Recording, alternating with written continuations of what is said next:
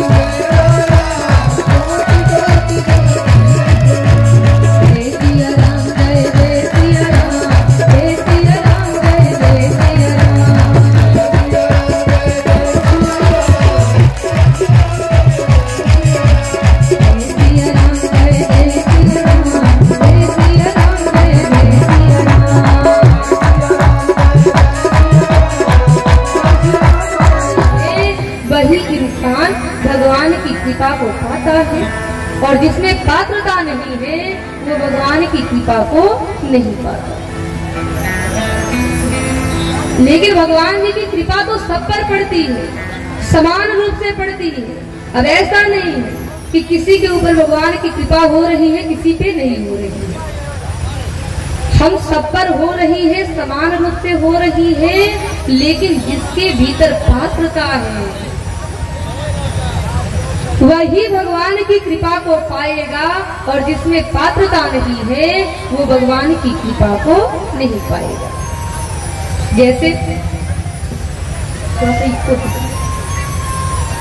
उदाहरण से समझो, उदाहरण के लिए दो घड़ा लिया, एक घड़े का मुंह ऊपर की ओर करके आंगन में रख दीजिए और दूसरे घड़े का मुंह नीचे की ओर करके आंगन में रख दीजिए। अब वर्षा हो रही है तो देखिए जिस घड़े का मुंह ऊपर की ओर है, मतलब जिसका मुंह खुला है वह घड़ा जल से पूरी तरह भर जाएगा और जिसका मुंह नीचे की ओर है, जिसका मुंह बंद है, उसमें पानी की एक बूंद भी नहीं भर सकता। लेकिन वर्षा दोनों घड़ों पर समान रूप से हुई, लेकिन जिसमें पात्रता है वो तो धन से भर गया और जिसमें पात्रता नहीं है उसमें पानी की एक बूंद भी नहीं रुका।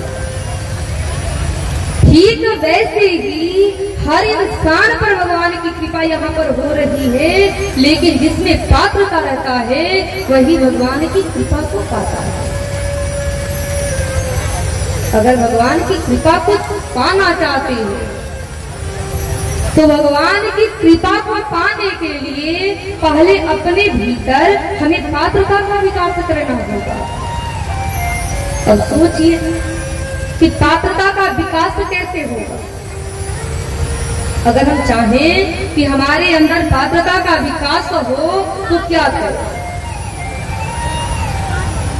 पात्रता का विकास केवल भगवान के समीप जाने से होगा, सत्संग करने से होगा, कथा सुनने से होगा। अच्छा देखिए, बहुत लोग सोचते हैं कि हम एक दिन भगवान जी के मंदिर में जाएंगे। ये बहुत लोगों के मन में रहता है, ध्यान से सुनिएगा। बहुत लोग सोचते हैं हम भगवान के मंदिर में जाएंगे, जल चढ़ाएंगे, बतासा चढ़ाएंगे, फूल चढ़ाएंगे, दूध चढ़ाएंगे, भगवान हम पर खुश हो जाएंगे और फिर भगवान से हम जो मांगना चाहेंगे मांगेंगे, भगवान हमको दे देंगे। बहुत लोग ये सोचते हैं कि मंदिर में जाएंगे, जल बतासा फूल प्रसाद चढ़ा देंगे, भगवान खुश हो जाएंगे, जो मांगेंगे मिल जाएगा। तो ये जान ले कि ऐसा बिल्कुल नहीं। पता है, एक बार एक संत थे, बड़े सिद्ध पुरुष, लोग उनके यहाँ वरदान मांगने जाते थे, आशीर्वाद लेने जाते थे। अब एक बार एक स्त्री भी संतान प्राप्ति होने का वरदान मांगने थे, एक भी संतान नहीं। अब संत जी ने क्या किया कि उसे थोड़ा सा भुना हुआ चना खाने को दे दिया। अब वो स्त्री क्या की कि बैठकर चने खाने लगी। अब देखिए, कुछ छोटे छोटे बच्चे उधर खेल रहे। अब बच्चों का स्वभाव होता है किसी चीज को देखकर ललचाने की। अब स्त्री के हाथ में चना देखे तो ललचा गए। तो बच्चों ने क्या किया कि स्त्री के पास जाकर खड़े हो गए। अब चने की ओर देख देख कर ललचाने लगे, लेकिन देखिए उस स्त्री ने क्या किया कि अपने नजर को फेर सारा चना खुद खा गया, थोड़ी सी भी चना बालकों को नहीं। अब स्त्री को जाने का समय हुआ, पहुंची संत के यहाँ, विदा मांगने लगी। तब देखिए यहाँ पर संत जी ने बहुत सुंदर जवाब दिया। संत जी कहने लगे कि जब तू बालकों को थोड़ी सी चना देने तक की उदारता न दिखा सके, जब तू बालकों को थोड़ी सी चना ना दे सकी, तो भगवान तुम्हें 20 कीमती बच्चा मुफ्त में कैसे दे सकता है? माई बाप, जब मनुष्य अपने स्वार्थ वृत्ति को छोड़ करके शुभ मार्ग को अपनाता है, अच्छे रास्ते को अपनाता है, तो ये जान ले कि भगवान की कृपा भगवान से मांगना नहीं पड़ता है। भगवान की कृपा भगवान से बिना मांगे ही मिलने लगती है। लेकिन कब? जब हम स्वार्थ वृत्ति को छोड़ करके शुभ रास्ते को अपनाएं, अच्छे रास्ते पर चले। और देखिए, भगवान की अगर कृपा को पाना है तो पहले भीतर पात्रता का विकास करिए, और पात्रता का विकास होगा केवल भगवान के समीप जाकर। मतलब भगवान के पास बैठ करके, आपके घर में जरूर कोई पूजा का स्थान होगा, वहां पर बैठकर 10 मिनट, 15 मिनट, आधे घंटा, 1 घंटा, जितना हो सके आप भगवान की पूजा जरूर करें, रोज करें। अब आप सोचेंगे कि हम रोज भगवान का नाम ऐसे दिन भर लेते रहते हैं, जरूरी है भगवान के पास बैठना।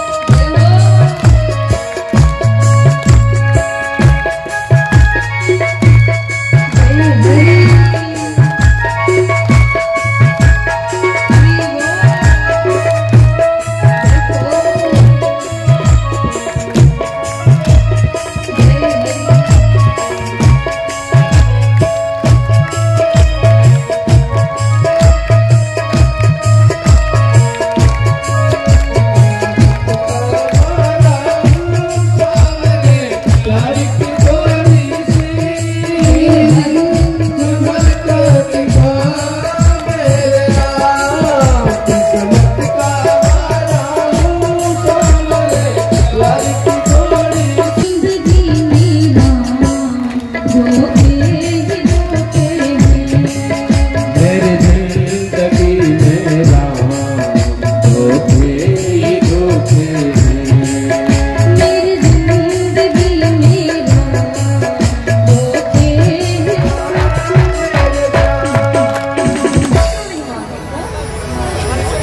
3 लोगों से मांगते हैं क्यों?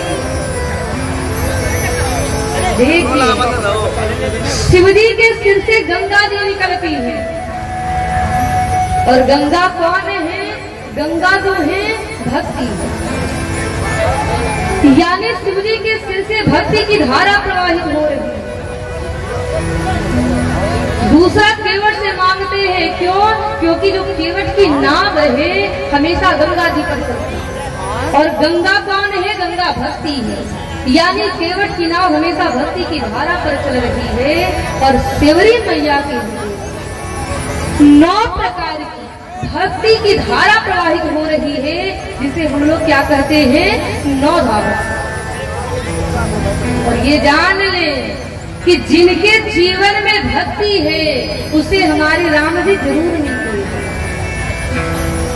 राम को पाना है तो या तो भक्ति को अपने सिर पे स्थापित करिए, या भक्ति को अपने हृदय में धारण करें। अगर ये दोनों काम नहीं कर सकते तो कम से अपनी इस नाव को, हमारा शरीर एक नाव है, कम से कम की नाव को इस भक्ति की धारा में छोड़ दे, क्योंकि जहाँ भक्ति है वहाँ भगवान है। लेकिन हमारे जीवन की भक्ति कैसी होगी? पीछे वाली बात, हमारे जीवन की भक्ति कैसी होनी चाहिए? बिल्कुल स्वार्थ रहे, बिल्कुल काम ना रहे, हम भगवान की भक्ति करें। लेकिन सोचिए कि आजकल हम लोग ऐसी भक्ति करते कहाँ? भगवान की पूजा भी करते हैं तो स्वार्थ से जुड़कर करते हैं कि भगवान जी बदले में हमें कुछ दे देंगे। आजकल आपने देखा होगा मंदिरों में भक्तों की भीड़ लग जाती है, लाइन लगी रहती है, खास कर त्योहार के दिन। तो त्योहार आ जाता है, मंदिर में जाएंगे, पूरी भीड़ लगी रहती है, लाइन लगी रहती है। भीड़ किसकी रहती है? केवल मांगने वालों की। थोड़ी सी भगवान की पूजा करते हैं, जल चढ़ाते हैं और बदले में कुछ मांगने लगते हैं। लेकिन ये जान ले कि हमें भगवान से कभी भी कुछ भी नहीं मांगना चाहिए। कभी भगवान से कुछ मत मांगिए। आपने श्रीमद् भागवत में सुना होगा कि जब नरसिंह भगवान ने प्रहलाद से मांगने को कहा, जब नरसिंह भगवान ने कहा कि बेटा कुछ मांगो, तो पता है प्रहलाद ने क्या मांगा? पहले प्रहलाद ने कहा हमें कुछ नहीं चाहिए, लेकिन जब नरसिंह भगवान बार बार बोलने लगे कि मांगो कुछ मांगो कुछ मांगो, तो पता है प्रहलाद ने क्या मांगा? प्रहलाद कहते हैं कि महाराज अगर देना है तो हमें केवल यही दे कि मेरे मन में जीवन भर कभी भी मांगने की कामना न हो। हम भी भगवान से कभी कुछ न मांगे। भगवान अंतर्यामी है, सब कुछ जानते हैं, सबके मन की बात को जान रहे हैं। अगर हम स्वार्थ रहित होकर भगवान की भक्ति करेंगे तो ये जान ले कि भगवान हमारी हर एक आवश्यकता को जरूर पूरा करेंगे। जो हमारी आवश्यकता है, जो हमारी जरूरत है, भगवान उसे पूरा जरूर करेंगे। अच्छा, एक बात ध्यान रखें, जैसे आपने सुना कि भगवान हर आवश्यकता को पूरा करेंगे। जो हमारी आवश्यकता होगी वो भगवान पूरा करेंगे। तो ये जान ले कि भगवान आवश्यकता की पूर्ति करते हैं, जरूरत की पूर्ति करते हैं। भगवान कभी इच्छाओं की पूर्ति नहीं करते। पता है क्यों भगवान इच्छाओं की पूर्ति नहीं करते? क्योंकि इच्छाओं का कभी अंत हो ही नहीं सकता। कभी इच्छाओं का अंत नहीं होगा। आज हमने इच्छा किया कि हमारे पास 2 चक्के की गाड़ी हो जाए। मान लीजिए हमारे पास 2 चक्के की गाड़ी हो गई, हमने इच्छा किया अब हमारे पास एक सुंदर सा घर हो जाए, मान लीजिए वो भी हो गई, फिर हम सोचने लगे अब हमारे पास 4 चक्के वाली गाड़ी हो जाए। तो इच्छाओं का कभी अंत नहीं हो सकता, तो भगवान इच्छाओं की पूर्ति भी कभी नहीं करते। लेकिन जो जरूरत है, 3 मित्र थे, गए हनुमान जी के मंदिर में, खूब हनुमान जी की पूजा की, जल चढ़ाए, बतासा चढ़ाए, फूल चढ़ाए और अपनी अपनी इच्छा से हनुमान जी से वरदान मांगा। वरदान मांगकर जब घर जाने लगे तो एक ने कहा कि पता है हमने हनुमान जी से क्या मांगा। दूसरा बोला बताओ क्या मांगे हो। कहने लगा कि हमने हनुमान जी से कहा है कि हे हनुमान जी आप हमें 1 करोड़ आम का पेड़ दे। दूसरा कहने लगा क्या सोच रहे हो, लकड़ी का दुकान करने के लिए। कहने लगा आगे तो सुनो हमने क्या मांगा। उसने कहा क्या मांगा। कहने लगा हमने कहा कि हे हनुमान जी 1 करोड़ आम का पेड़ दे दो, लेकिन उसमें आम के स्थान पर, आम के जगह पर 2-2 हजार का नोट लटका। अब दूसरा बोला कि पता है हमने क्या मांगा। तो उसने पूछा तुमने क्या मांगा। कहने लगा कि हमने हनुमान जी से कहा कि हे हनुमान जी हमें 1 करोड़ आम का पेड़ दो, लेकिन उसमें 2-2 हजार की गड्डी से भरा हुआ अलमारी लटका। अब 2 लोग बता दिए। अब तीसरा जो था वो चुपचाप पटा गया। हम दोनों ने कहा कि तुमने क्या मांगा। कहने लगा हम नहीं बताएंगे। दोनों कहने लगे क्यों नहीं बताओगे, हमने बताया तुम ही बताओ। कहने लगा हम बताएंगे ही नहीं। दोनों कहने लगे क्यों नहीं बताओगे। कहने लगा कि अगर आज हमने तुम्हें बता दिया कि हमने हनुमान जी से क्या मांगा तो तुम दोनों हमसे नाराज हो जाओगे, हमसे बोलना बंद कर दोगे। अब दोनों कहने लगे बताना तो पड़ेगा। कहने लगा एक ही शर्त पर बताएंगे कि तुम लोग मुझसे नाराज नहीं होंगे। अब दोनों ने कहा बताओ हम लोग नाराज नहीं होंगे। तब कहने लगा कि पता है हमने हनुमान जी से क्या कहा। हमने कहा कि हे हनुमान जी ये जो तो हमारे साथ आए हैं ये दोनों हमारे ही चचेरे भाई हैं, और आप दोनों को एक भी लड़का मत देना, ताकि इन दोनों के मरने के बाद इनकी जितनी भी संपत्ति होगी, जितना भी धन होगा, ये सारी संपत्ति हमारे लड़कों को मिल जाएगी। देखिए ऐसी ऐसी चीजें जो हैं लोग भगवान से मांगते हैं, भले सामने वाले का कुछ भी हो जाए, हमारा परिवार सही रहे। तो कभी ऐसी चीजें भगवान से ना मांगे, उल्टा भगवान करते हैं। कभी दूसरों के बारे में बुरा ना सोचें, गलत ना सोचें। भगवान की कृपा पानी है तो स्वार्थ रहित होकर, बिल्कुल कामना रहित होकर भगवान की भक्ति करिए, क्योंकि जहां भक्ति है वहां भगवान है। शिव जी के सिर से भक्ति निकल रही है। राम जी जाते हैं, कहते हैं कि जाहु बिया हो सैल रही, यह नहीं मांगे देव। कहते हैं कि आप पार्वती से विवाह करें। भोलेनाथ पार्वती मैया से विवाह के लिए तैयार हुए और शिव जी की बारात चल दी। कल यहाँ तक कथा हुई। तो मेरे माए, अब तो शिव जी की बारात कल हमने निकाला भी था, तो अभी तो बारात रास्ते में ही रुक गई, जनवासा बनाया गया। तो अब आज तो विवाह होगा, तो शिव जी के विवाह में जिनको भी झूमना है वो लोग जरूर खड़े हो। हम तो ऐसे कहेंगे कि सब लोग झूम लीजिए, भगवान जी के दरबार में सब लोग झूम ले।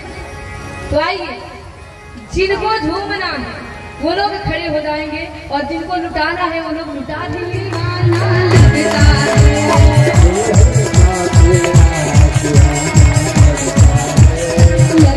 है वो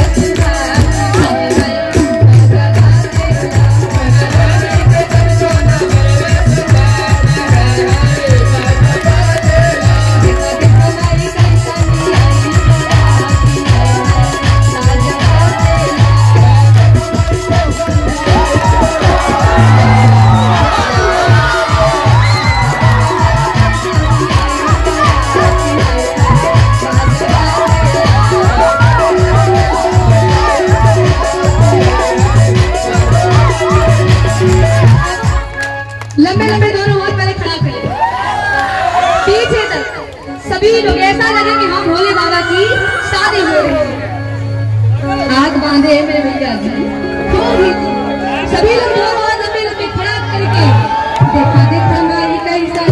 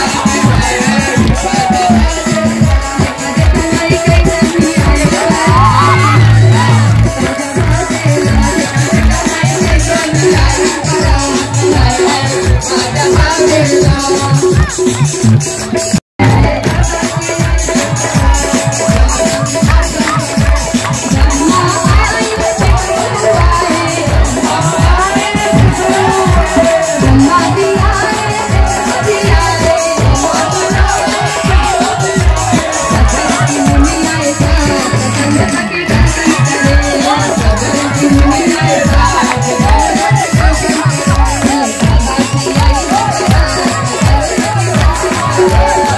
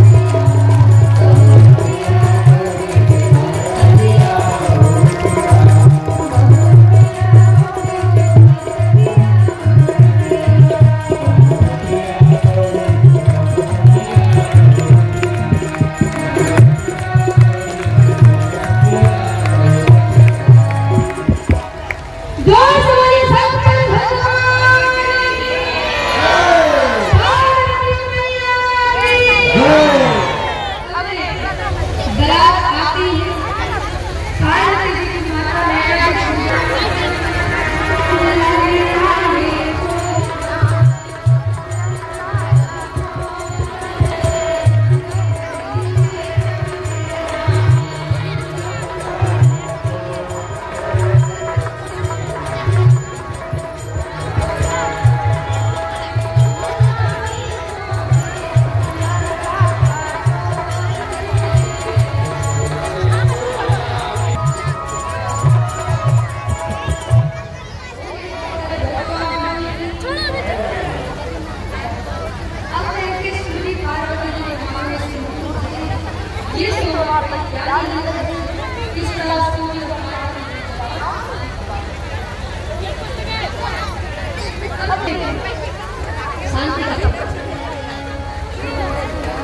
देखिए, विवाह के बाद अब विदाई का समय होता है। और जैसा कि सब लोग जानते हैं कि जब किसी के एक नंबर तो धर रही किसी के भी परिजन, भाई बहन सब लोग खूब रोते हैं। किसी के भी घर से जब बेटी विवाह करके ससुराल जाने लगती है तो माँ पिता भाई बहन सब लोग रोते हैं। सबसे ज्यादा कौन रोता है? बेटी की विदाई में सबसे ज्यादा एक पिता रोता है। सबसे ज्यादा अगर कोई रोता है तो एक पिता ही रोता है। जब उसके घर से उसकी बेटी विदा होकर के जाने लगती है तो वह पिता अपने आंख में आंसुओं को रोक भी नहीं पाता। कौन ऐसा पिता होगा जो अपनी बेटी की विदाई में अपने आंख से आंसुओं को रोक सके? इस संसार में कितना हो कठोर छाती वाला ही पिता क्यों न हो, जब घर से बेटी जाने लगती है, बेटी की विदाई होने लगती है तो वह पिता अपनी आंख में आंसू कभी रोक नहीं पाता। रोने देखिए, कहते हैं कि सारा जीवन एक पिता का गरीबी में निकल जाता है, लेकिन कभी जीवन में नहीं रोता है। लेकिन जब घर से बेटी विदा होकर के जाती है तो वह पिता अपनी आंख में आंसू को छिपा भी नहीं पाता। सोचिए कि जिस आंगन में बेटी ने जन्म लिया, जिस घर में पढ़ी लिखी बड़ी हुई, खेली कूदी बड़ी हुई, जब उस आंगन को छोड़ करके आंसू बहा लेना, लेकिन अपने नहीं है अपने माता पिता के यहाँ कभी शिकायत लेकर के बताया। माता पिता अपनी बेटी को यही कहते हैं कि बेटी, अगर तुम्हारे जीवन में कोई दुख आता है, कोई कष्ट आता है, कोई परेशानी आती है तो अपने ससुराल में रह करके, अपने घर के किसी रूम में बैठकर, किसी कमरे में बैठ करके रो करके मन को हल्का कर लेना, दो आंसू बहा लेना, लेकिन अपने नए घर में अपने पिता के यहाँ कभी शिकायत लेकर के मत आना। लेकिन सोचिए कि जब उस बेटी को उसके ससुराल में कष्ट होता है, जब उस बेटी को उसके ससुराल में दुख होता है, तो सोचिए कि उसके माता पिता पर क्या प्रभाव पड़ता होगा, उसके माता पिता को कितना कष्ट होता होगा। लेकिन फिर भी माता पिता कुछ कर नहीं पाते, पता है कुछ? क्योंकि माता पिता यही सोचते हैं कि अब हमारी बेटी को अपना सारा जीवन ससुराल में ही बिताना, वहीं पर रहना है, और ये सोच कर माता पिता कुछ कर नहीं पाते। लेकिन देखिए, जो लोग अपनी बहू को देखकर जलते हैं, बहू को ताने देते हैं, एक बार अपनी बहू के स्थान पर अपनी बेटी को रख करके देखिए, सोच करके देखिए कि एक दिन आपकी बेटी भी किसी के घर बहू बनकर जाएगी। सोचिए कि आप अपनी बेटी से कितना प्रेम करते हैं। अगर आपकी बेटी किसी के घर बहू बनकर गई और उसे ससुराल में कष्ट होने, दुख होने लगे, तो सोचिए कि आपको कितना कष्ट होगा।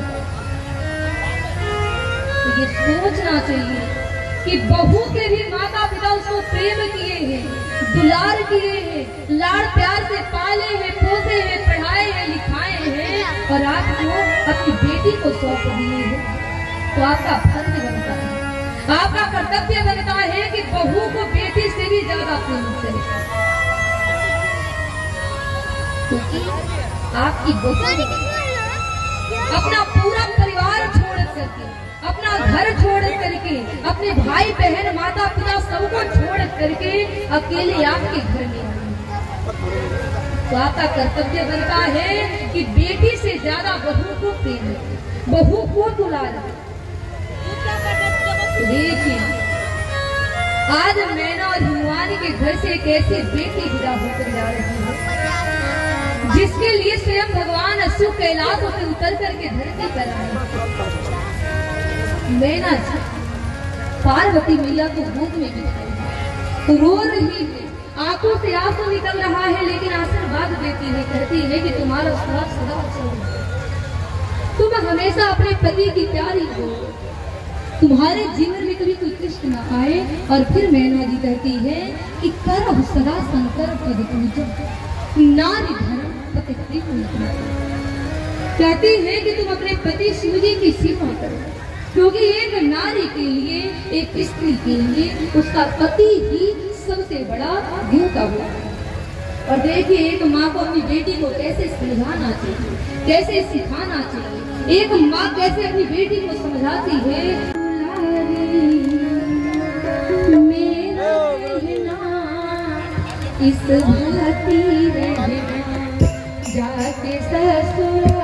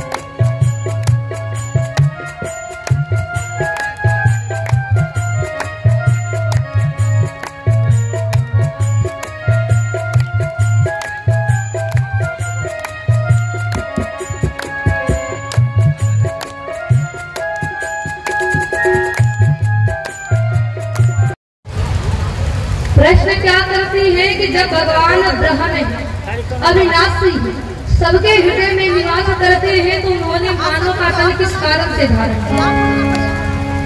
भगवान मानव शरीर में क्यों आए? आप मुझे इसका कारण बताएं। भगवान शिव कहते हैं, क्या कहते हैं? बाबा कुर्सी के जब जब होई धर्म के हानि,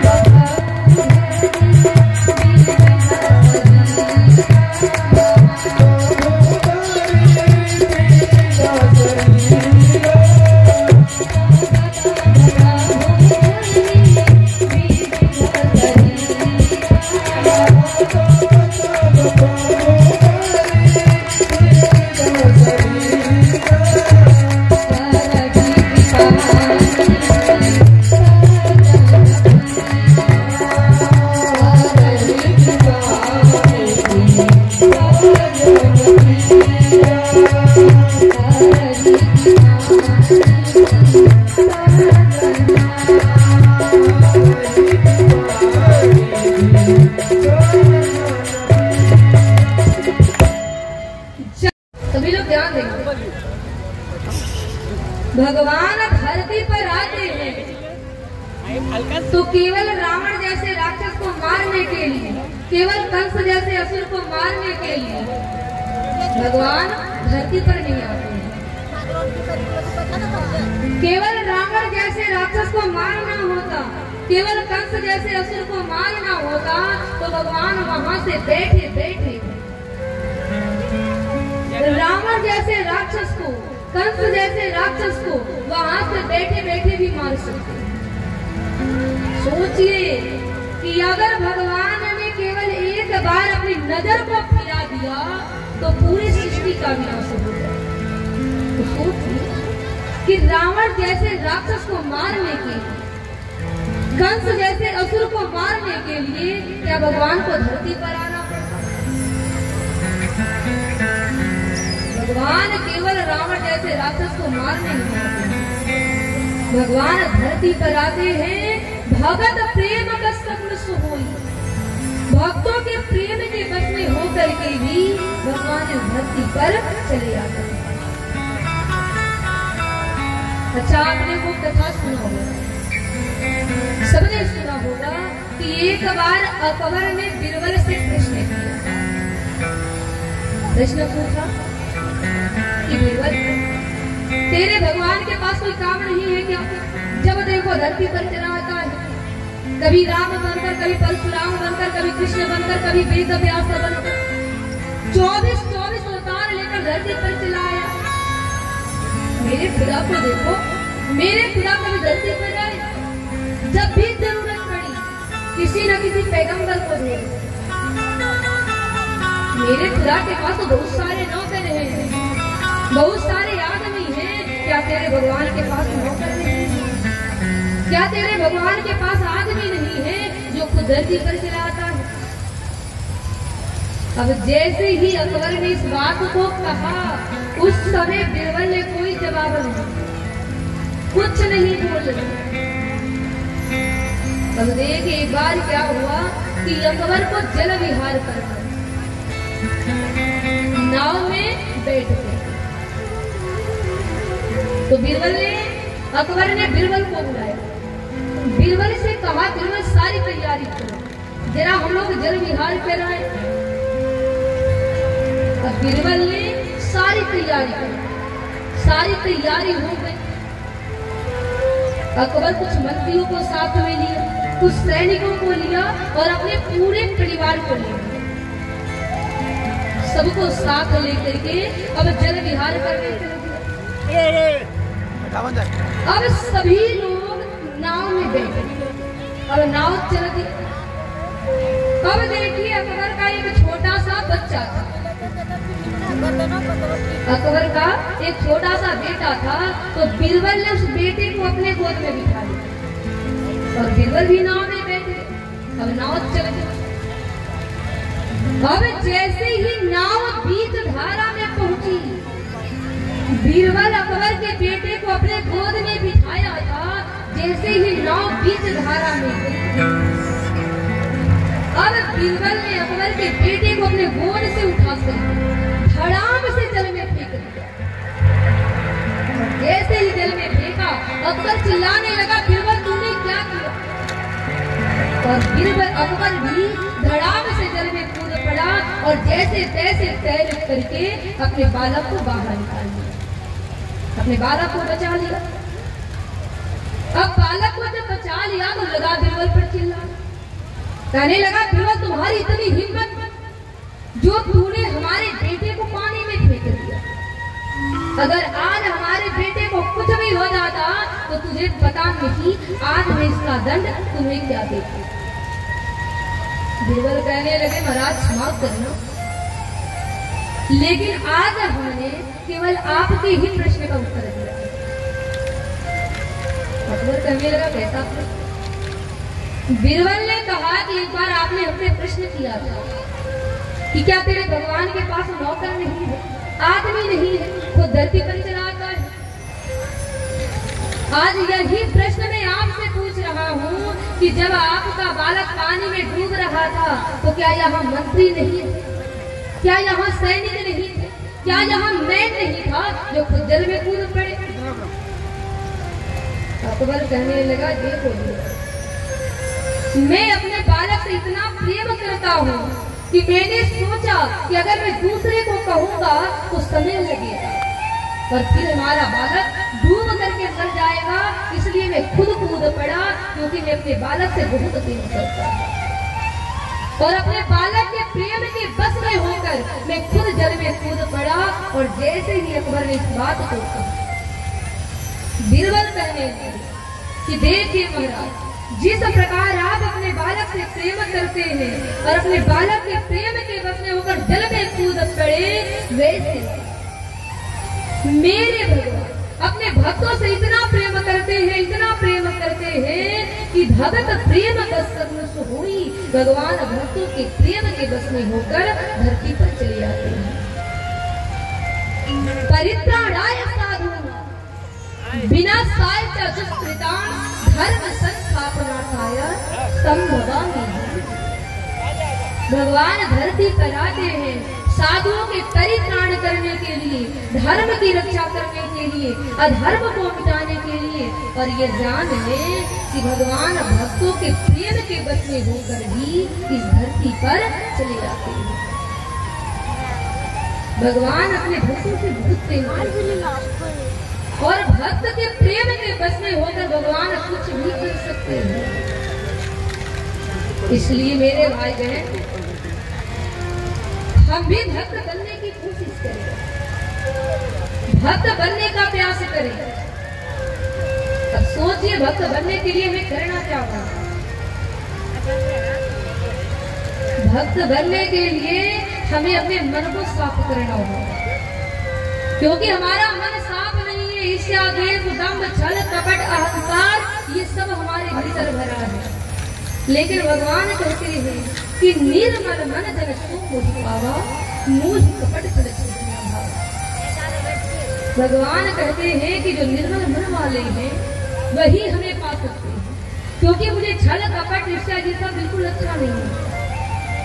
भगवान को पाना है मन से छल, कपट, ईर्ष्या, द्वेष, काम, क्रोध, लोभ, मोह, अहंकार, इन सबको दूर करने का प्रयास करें। लेकिन हम लोग उल्टा करते हैं, मंदिर जाते हैं, तन को साफ करते हैं, मल के नहाते हैं, लेकिन मन को साफ करने का प्रयास नहीं करते हैं। लेकिन ये जान ले कि केवल नहा लेने से अगर भगवान मिल जाते तो मछलियां जो होती है 24 घंटे जल में ही रहती है। मछलियों को भगवान कब का मिल जाते और फिर मछलियों को कोई काट कर नहीं खाते। केवल नहाने से भगवान मिलने वाले नहीं। भगवान को पाना है, मन को साफ करें, नहाइए, नहाकर भगवान की पूजा करें। नहाना जरूरी है, लेकिन नहाने के साथ साथ तन को साफ करने के साथ साथ मन को भी साफ करें। तो आइए एक बार सभी भक्त भगवान से प्रार्थना करें कि हे भगवान, हम आपके दरबार में हैं, हम आपके भक्त हैं, जो बनाना है नौकर बनाइए, चाकर बनाइए, जो बनाने की इच्छा है आप बनाइए, लेकिन अपने दरबार में रखें। सभी भक्त भगवान से भक्तों की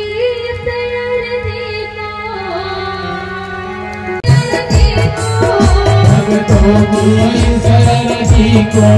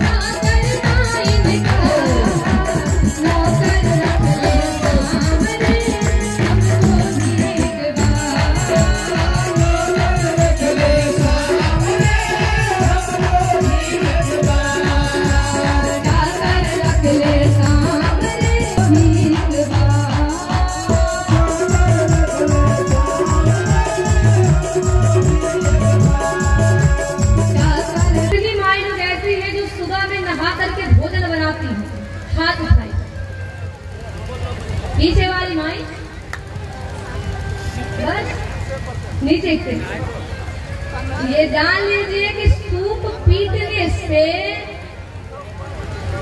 दरिद्र भागने वाला,